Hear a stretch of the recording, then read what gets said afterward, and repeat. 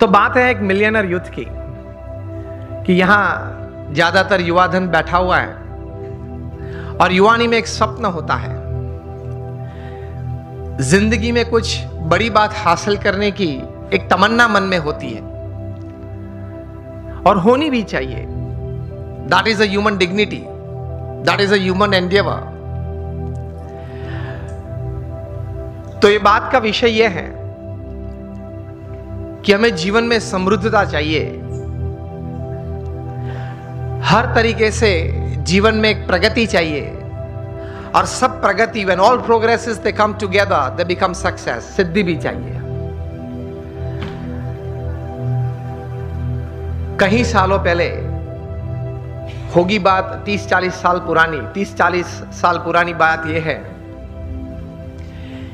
कि थोड़े विचारक इकट्ठे हुए और उन्होंने कुछ ये सोचा, इतिहास के पन्ने देखते देखते कुछ बहुत सफल लोगों के जीवन चरित्र पढ़ते पढ़ते कि कहीं प्रसंग ऐसे बने कि ऐसे सफल व्यक्तियों के जीवन में कभी ऐसी बात थी कि उनके पास रिसोर्सेस सब अच्छे थे, प्लेटफॉर्म्स, बैकग्राउंड, सपोर्ट सिस्टम्स सब अच्छे थे, लेकिन कम सफल हुए या सफल नहीं हुए या बुरी तरह से भी उन्होंने जीवन में निष्फलता देखी। और दूसरी तरफ गौर करते हुए कुछ ऐसी भी बातें उन्होंने पाई इतिहास के पन्नों में से कि रिसोर्सेस कम थे, मतलब पढ़ाई भी थोड़ी कम थी, कुछ फैमिली सपोर्ट कम था, कुछ फाइनेंशियल बैकग्राउंड ठीक नहीं था, समाज में से भी सपोर्ट सिस्टम्स, प्लेटफॉर्म्स कम मिल रहे थे। इस परिस्थिति में भी इन लोगों ने जीवन में बड़ी सफलता पाई। तो ये सब विचारक द्विधा में आ गए कि कहीं बार रिसोर्सेस बड़े अच्छे हैं फिर भी योग्य सफलता नहीं मिली, कम मिली या निष्फलता मिली, और कहीं बार रिसोर्सेस कम थे तो भी ज्यादा सफलता मिली। तो मतलब रिसोर्सेस के अलावा कोई और भी कारण है जिसकी वजह से एक बड़ी इंपैक्ट जीवन में, इधर on the side of success और on the side of failure, it is seen, it is observed, it is experienced. 10-12 साल तक गौर करते करते ये सब विचारक पश्चिम की ये भूमि में एक निश्चित विचार पे आए कि whether you have lesser resources in life और more resources in life to attain all kinds of progress and this success in life, उसकी गिनती थोड़ी कम है, लेकिन उससे ज्यादा गिनती है आपके जीवन के विचार, आपके जीवन का अभिगम।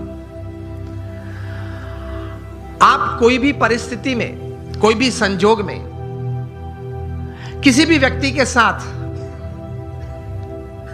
कोई कार्य करते करते, कोई संबंध रखते रखते किस प्रकार के विचार रखते हो, इन परिस्थितियों में किस प्रकार का अभिगम आप रखते हो, that counts more in your success than resources। ये एक बात तैर हुई, ये एक बहुत बड़ी बात तैर हुई मनुष्य जीवन के लिए कि आपके पास जो रिसोर्सेज है, धन है, वैभव है, सत्ता है, बैकग्राउंड है, प्लेटफॉर्म है, उससे भी ज्यादा कोई एक फैक्टर जो काम करता है आपके जीवन में बड़ी सफलता के लिए, तो वो है आपके विचार और आपके अभिगम। तो ये विचार करते करते एक बहुत बड़े विचारक, अमेरिका के बहुत बड़े thinker and management Guru Jeff Keller ने एक पुस्तक लिखा और इस पुस्तक में यही बात उन्होंने बड़े विश्वास से, पूरे संशोधन के साथ, बड़े अच्छे शब्दों में उन्होंने पेश की। और यह पुस्तक का शीर्षक उन्होंने लिखा, एटीट्यूड इज एवरीथिंग। मतलब जीवन में जो कुछ भी है वह आपके विचार और आपके अभिगम है। इस पुस्तक में जेफ केलर ने लिखा, I would suggest all of you to read this book and specially the youngsters who are into family businesses और they are professionals. Attitude is everything. जो कुछ भी है वो अभिगम है। इस पुस्तक में वे लिखते हैं कि success begins in the head, so think right. विचार आप सही प्रकार के करें। दूसरे विभाग में यह पुस्तक में यह लेखक लिखते हैं, your words decide your personality and character. आपके जो शब्द हैं, जो आप बोलते हैं, वो आपका चारित्र और आपका व्यक्तित्व दोनों का निर्माण करता है। So speak wise.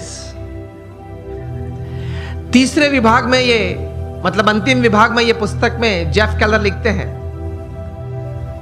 कि your actions actually produce results, so act purposefully.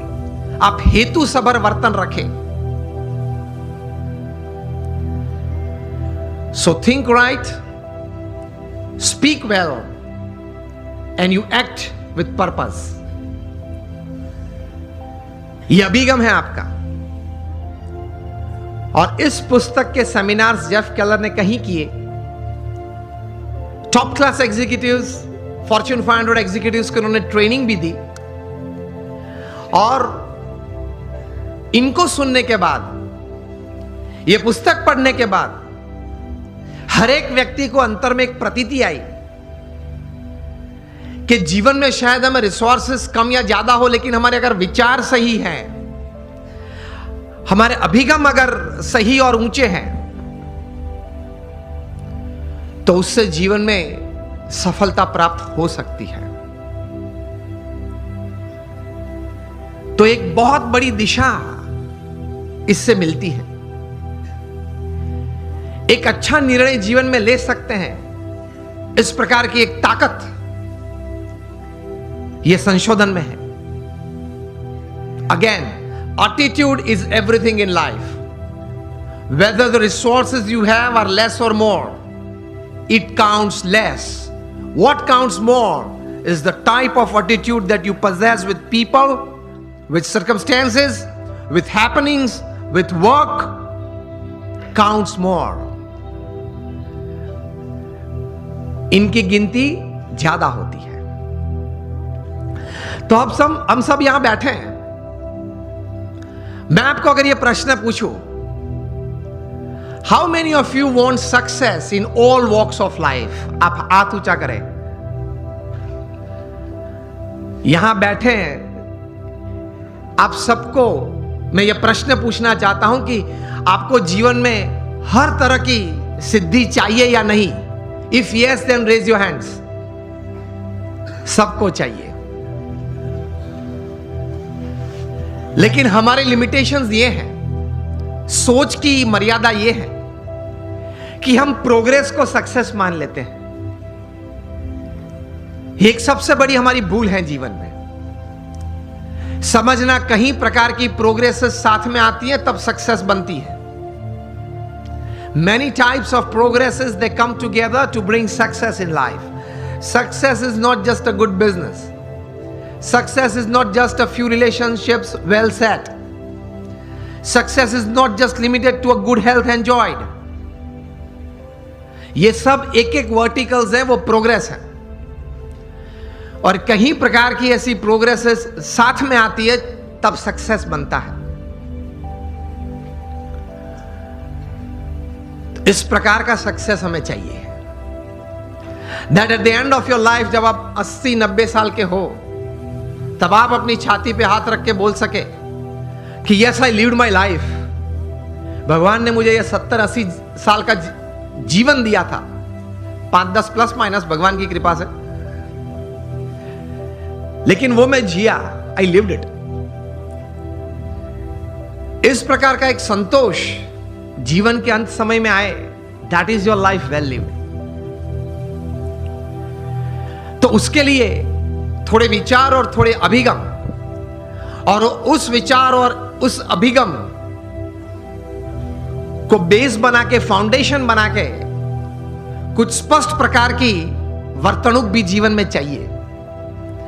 Remember, success never comes overnight, it is one step at a time. मैं कई बार बात करता हूं कि आप हिमालय के ऊपर, एवरेस्ट के ऊपर हेलीकॉप्टर में जा पहुंचे तो आपका फोटोग्राफ टाइम्स ऑफ इंडिया में नहीं छपेगा। वो कब छपता है? When you go from the base and you walk from the bottom. So success is not an overnight story. It is never a one day story. तो ये विचार सबसे प्रथम जीवन में स्पष्ट करना है।